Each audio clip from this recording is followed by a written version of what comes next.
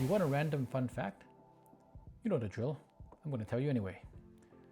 Scotland's national animal is the unicorn. Want another fun fact?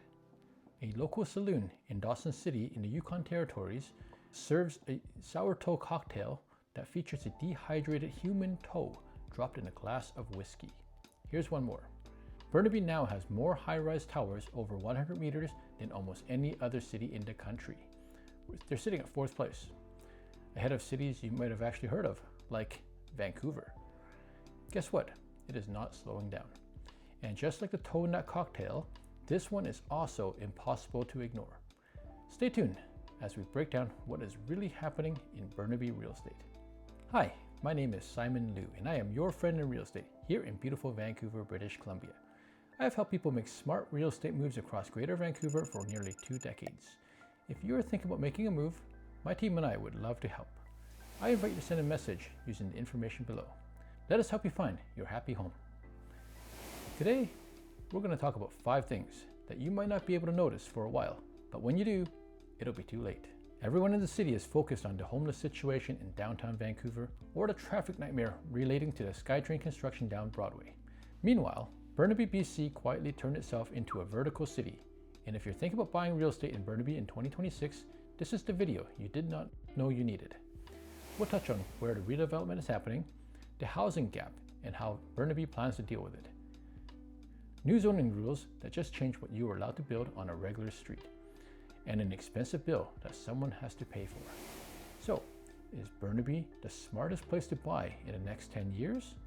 Or are we about to get caught up in the world's largest construction site? Let's start with the towers, because the numbers are a little bit wild. As mentioned earlier, Burnaby now sits in 4th place in the entire country for high-rises buildings taller than 100 meters. For reference, a 100-meter tall tower is roughly a 30-story building. So we are not talking about a couple of tall condos near the SkyTrain. We are talking about a full skyline that grew so gradually that we didn't even think twice about it. Currently, the tallest building in Burnaby is 2 Gilmore Place near Brentwood Town Centre, standing at 215.8 meters tall. But soon, we are going to see Pinnacle Lougheed with an 80-story tower at Lougheed Town Centre. This surpasses it by a large margin at 259 meters. And for anyone watching wondering whether Burnaby condos are still worth looking at, that 250-meter tall tower alone tells you that developers are not pulling back. Here's what gets me though. Nobody really announced it. There was no ribbon cutting for the entire city. It just sort of happened, one tower at a time, and it hasn't stopped. Kind of like that box of Krispy Kreme donuts we're all guilt-tripped into buying to support the Heart and Stroke Foundation at Walmart on a Tuesday night. And you promise yourself to only have one and give the rest away at the office tomorrow, but you find out you actually ate the whole box on the way home. Oops. So now, the box is empty, you're on the driveway, and you're Googling, does eating a box of donuts count as self-care? Hey, I didn't plan to eat the whole thing either. Oops. Okay.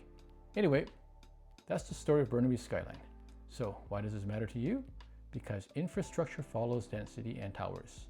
Coffee shops, transit, jobs, restaurants, all of it clustered around height. And so when a city goes vertical this fast, it is telling you something about where the money and the people are headed to next. But the towers are honestly the easy part. What nobody is talking about is that Burnaby isn't rebuilding one neighborhood, they're rebuilding 4 of them at the same time, on purpose. So Burnaby has 4 official town centers: Metrotown Regional Town Center, Brentwood, Lougheed, and Edmonds Town Center. And the plan basically is to redevelop all 4 of them at the same time. Now, most cities will just pick one, finish it, brag about how great they are on social media, and ignoring the fact that they delayed 5 years and there were major cost overruns. They throw a little party for themselves to run up the budget for the next fiscal year, and then they start the next.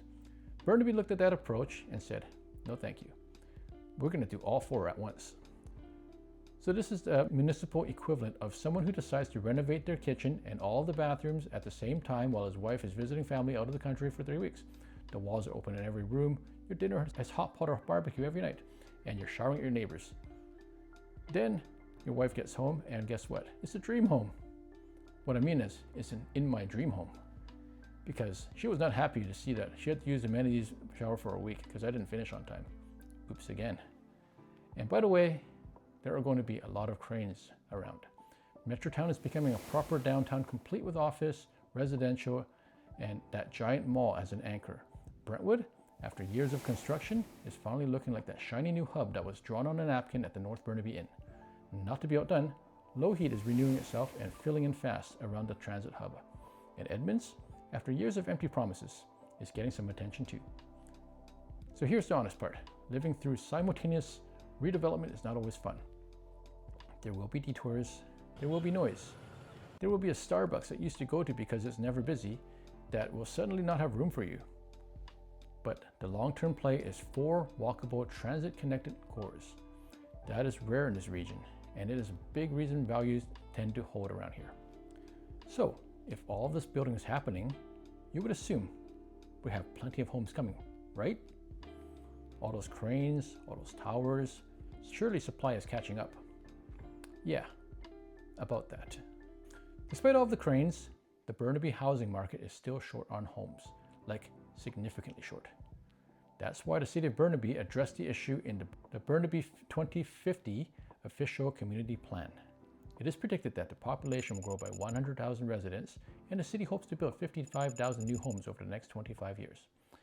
The population keeps growing, the region keeps attracting people, and the supply is just not keeping up. And building new homes takes years, while people arrive every single day. Think of it like ordering food for a party. You order for 20 people, 40 people showed up. The pizza is technically on the way, but right now everyone's standing around an empty table looking at you. That is the housing gap. The pizza is coming, it's just not here yet. And this is the uncomfortable truth nobody loves saying out loud. A gap between how many homes we have and how many homes we need is exactly what keeps Burnaby home prices firm, even when people are screaming about a crash. At some point, you have to wonder if the people predicting a crash have been wrong so many times that they're now just saying it out of habit. All right, quick one. If you're trying to figure out whether buy now or wait for all the supply to land, that is literally the conversation my team and I have every day. Reach out using the information below. Okay, let's get back to it. Now, here is the change most people have not fully processed yet. Small scale, multi-unit housing zoning. I know, it has the most exciting name in the world. Try not to fall asleep. It sounds like something you'd find buried in section 6.7 of Turbo Commander Maintenance Manual. Seriously, stay with me. It's the new zoning in Burnaby that most people haven't heard of yet, and one that affects almost every residential street in the city. Here's the short version. On a lot where you used to be allowed to build one single family house, you can now build multiple units. Think 3, 4, sometimes up to 6 homes depending on the lot and if the location is near transit. A duplex, a fourplex, a little cluster of homes where one house used to sit. What does this mean for you? A few things. If you own a single family lot, your land just got more interesting because its building potential just went up. If you're a buyer, you are about to see more townhomes and multiplex options in your neighborhoods that used to be single family only. And if you're an investor, the math on these lots just changed in a way that is worth a real conversation. Is it going to fix the housing gap overnight? Probably not. I do not have a magic wand. But it is one of the biggest changes to hit Burnaby real estate in years, and most Burnaby homeowners still have no idea their lot is now worth a second look. Okay, last section. I know you're tired, I'm tired too, but this one is actually the reason everything else on this list holds its value in 20 years. So stay with me. I'll make it quick. All right, so you cannot just drop tens of thousands of new residents into a city and just hope the pipes and roads take care of themselves. So Burnaby is upgrading the boring stuff. Water, sewer, roads, parks, community centers, transit connections, the unglamorous backbone that makes a growing city actually livable. And honestly, this is the part I pay the most attention to because it is the difference between a city that grows well and a city that just gets crowded. Here's what Burnaby's development pipeline actually looks like over the next 5 years. There's the $290 million Burnaby Lake Recreation Complex, which features a 10-lane Olympic-sized pool and an NHL-sized rink. It's the $313 million Cameron Community Center and Library, which will be 4 times larger than the original building and will feature an aquatic center and an upgraded library. The Brentwood Community Center, which should be completed by 2029. $1.8 billion going towards an upgrade to Burnaby Hospital. Phase 1 is opening soon. And finally, Dawson Park, a 10-acre public green space which is the first municipal park built in over 20 years that Concord Pacific recently broke ground on. This park is part of the Concord Brentwood project and is being gifted to the city by the generous developers. Towers are easy to build. Good infrastructure is what keeps those towers worth something in 20 years. Is it expensive? Yes. Will some of it run late and over budget? Probably, because it always does, including historically every project I have ever renovated in my own home. But a city investing in its backbone, while it grows, is a city betting on its own future. And that is usually a bet worth paying attention to. So, big picture.